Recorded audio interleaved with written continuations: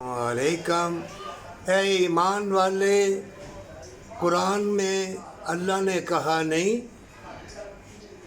कि दुनिया की ज़िंदगी महज ख्वाब, एक धोखा फ़रेब है, लेकिन मेहनत करोगे, नेकी करोगे तो इनाम हमेशा की जन्नत है।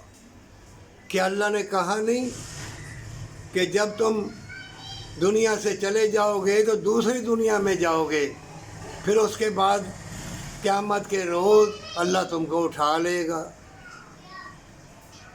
क्या दुनिया की ज़िंदगी हमेशा रहने वाली है? क्या बदी और बेहयाई और जगह जगह तबीयत गंढे वाले इससे लूट रहे हैं, उल्लू ले आओ, खून ले आओ, लड़कियां भी बेवकूफ़ पागल। क्यों पागल हैं? और खिलाओ हराम की कमाई और बेईमानी की कमाई दो बच्चों को, बच्चे तुम्हारे फिर लिबास उतारेंगे। मैं तो साफ कहता हूँ, बेहयाई की ज़ख़ीरा अंदोज़ी की कमाई तुम्हारी औलाद ज़लील, कुत्ते, मक्कार, जादू टूने वाले, तवीज़ गंढे वाले, बड़े बड़े हाजी साहब, नमाजी साहब, मुफ्ती साहब, वो तुम्हारी इज़्ज़त लूटे और उनको हराम की कमाई भेजो। कसूरवार तुम हो।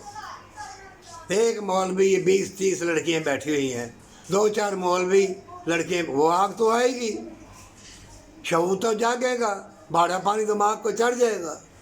उस वक़्त किसी का कोई लिहाज नहीं, बाप बेटी का नहीं करता, मामा भांजी का नहीं, चाचा भतीजी का नहीं, बहन भाई आपस में बदकारी कर लेते हैं।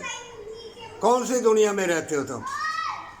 ऐ ईमान वाले, इस दुनिया से निकल के फिर कब्र में, फिर अल्लाह तुम्हें और हसीन दुनिया में ले जाएगा, फिर अल्लाह तुम्हें उठा लेगा।